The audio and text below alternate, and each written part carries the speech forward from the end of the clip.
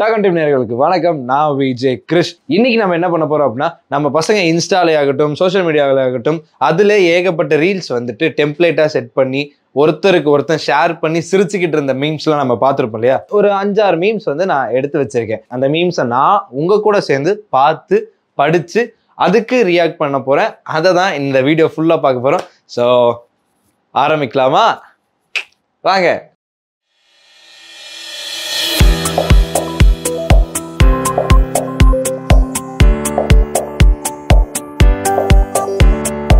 And memes ஜுமாக்கா zoo அப்படின்னு வந்த memes என்ன அப்படின்னா, டீத்தூள் ஆட் பி லைக் என்ன பண்ணியிருக்கானுங்க அப்படின்னா, ஒரு யானைக்குட்டி வந்துட்டு வீட்டை உடைச்சு ஆன்டி இஞ்சி இருக்கா அப்படின்னு கேட்குற மாதிரி ஒரு மீம்.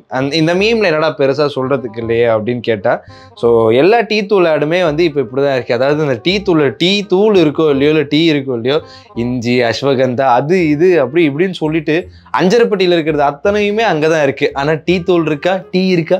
கிடையாது. அதாவது எந்த டீ தூள் ஆட் இப்போ எடுத்தாலுமே வந்துட்டு, எனக்கு இருமலா இருக்கு, எனக்கு சளியா இருக்கு, தலைவலிக்குது, அதனால எனக்கு டீ வேணும்.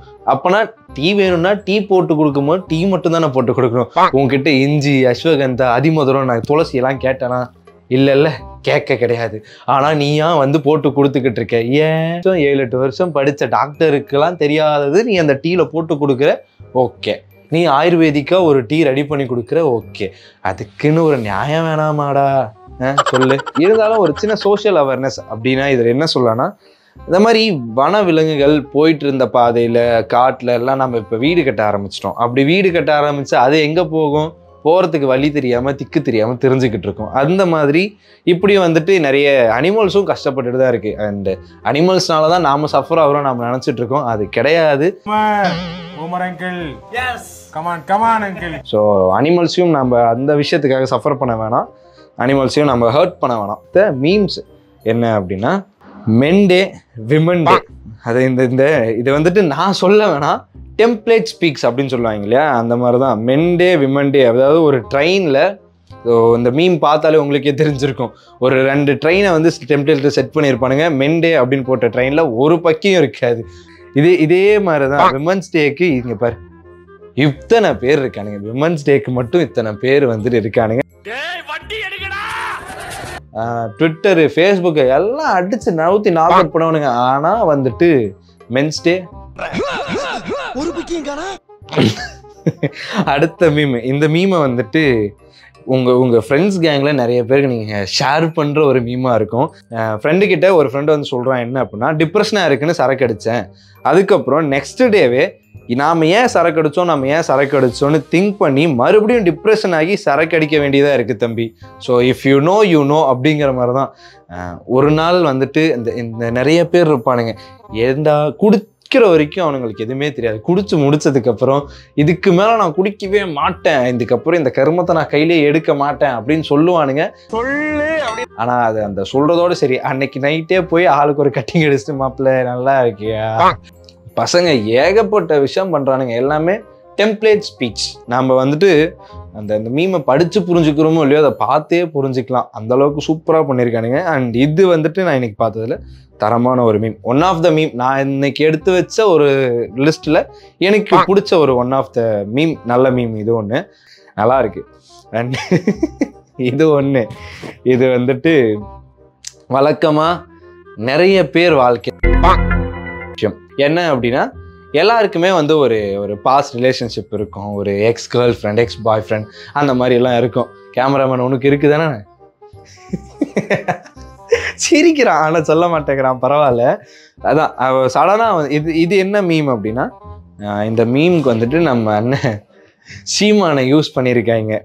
So scrolling down the gallery, அதாவது ஒரு பையன் வந்து ஸ்க்ரோல் பண்ணிக்கிட்டு இருக்கும்போது suddenly my ex pic comes.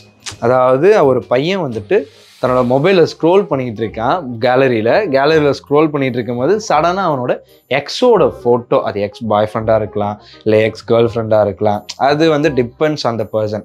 அப்படி வந்துட்டு அவங்க அந்த எக்ஸோட ஃபோட்டோஸை வந்து பார்த்ததுனால திரும்ப இவளோட ஃபோட்டோ வேறு அப்படின்னு நம்ம சீமானனை ஃபீல் பண்ணுற மாதிரி ஒரு அளவுக்கு மேலே வேணால் வேறு ஏதாவது வார்த்தையை பேசி விட்டுருமோன்னு வேற பயமாக இருக்குது. போட்டு வச்சிருக்கானுங்க. எப்பேற்பட்ட மனுஷன் தமிழுக்காக என் பாரதத்தை நான் தான் காப்பாற்றுவேன், என் தமிழை நான் காப்பாற்றுவேன்னு சொல்லிக்கிட்டு இருந்த மனுஷனை தூக்கி எக்ஸுக்கு ரியாக்ஷன் பண்ணுற அளவுக்குலாம் போட்டு வச்சிருக்கீங்களா அடே பாவீங்களா. அண்டு அடுத்ததா இன்னொரு மீம். அங்க என்ன கிணறு வட்டிக்கிட்டு இருக்காங்க பேசியா கட்டில் தூக்கிடலாம். அடுத்த ஒரு மீம் வந்துட்டு இப்போ Feb 14 அதாவது February மந்த்துக்கான ஒரு மீமு. ஆனால் இன்றைக்கி கொஞ்சம் நான் லேட்டாக பார்க்குறேன். இது ஒரு கொஞ்ச நாளைக்கு முன்னாடி நான் பார்த்துருந்தேன்னா இதை பற்றி நான் நிறைய பேசியிருப்பேன். இருந்தாலும் வேலண்டைன் வீக் அப்படின்னு சொல்லிட்டு நம்ம அந்த Feb 7லேருந்து Feb 14 வரைக்கும் ஏகப்பட்ட டேஸ் நம்ம வந்து பார்த்துருப்போம். நம்ம சேனல்லே வந்து நம்ம ஆல்ரெடி போட்டிருப்போம் எந்தெந்த நாளில் எந்தெந்த டேஸ் அப்படின்னு. இப்போ வந்து ஒரு படி மேலே போய் ஃபுட்டீஸ் ஆரம்பிச்சிட்டாங்க. என்ன அப்படின்னா Feb 7 பானிபூரி டே. நல்லா கேட்டுக்கடா கேமராவுக்கு பின்னாடி இருக்கவனே. Feb 7 வந்துட்டு பானிபூரி டே. Feb 8 ஐஸ்கிரீம் டே.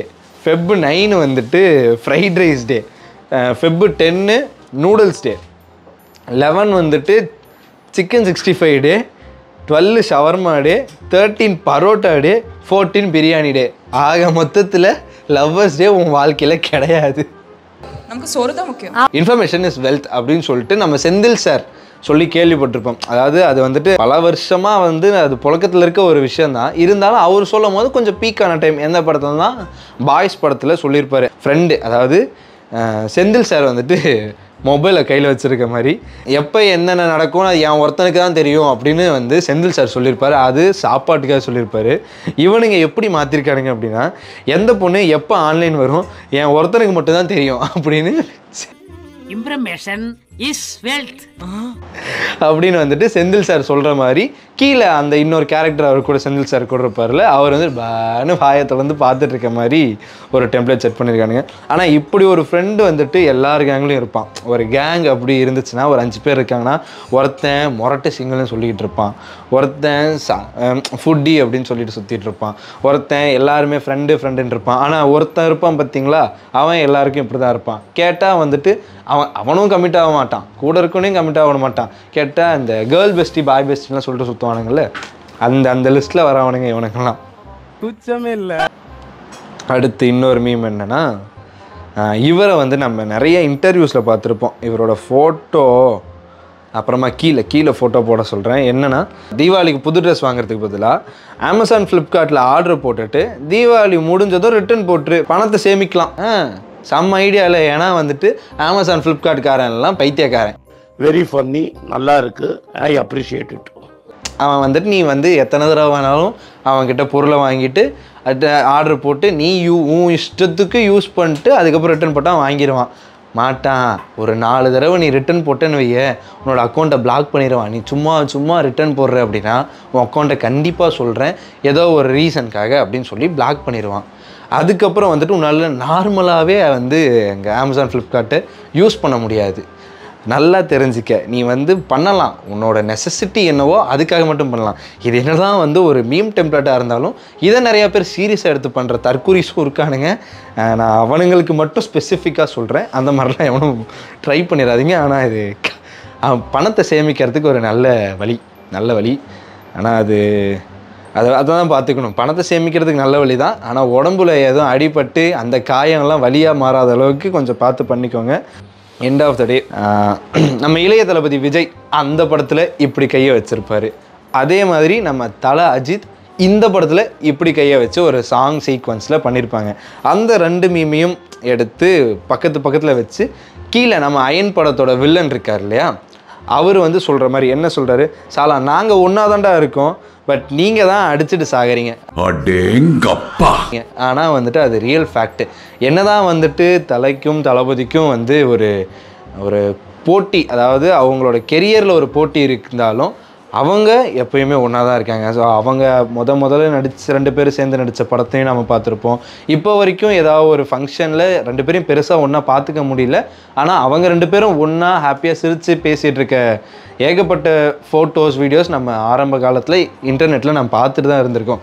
அதெல்லாம் பார்த்தும் அவங்க 2 பேர் ஃபேன்ஸும் வந்து இவர் தான் பெருசுன்னு அடிச்சுக்கிறது எனக்கு வந்து பிடிக்கல. அண்ட் எனக்கு பிடிக்கலங்கிறத விட அவங்களுக்கே அது பிடிக்காது.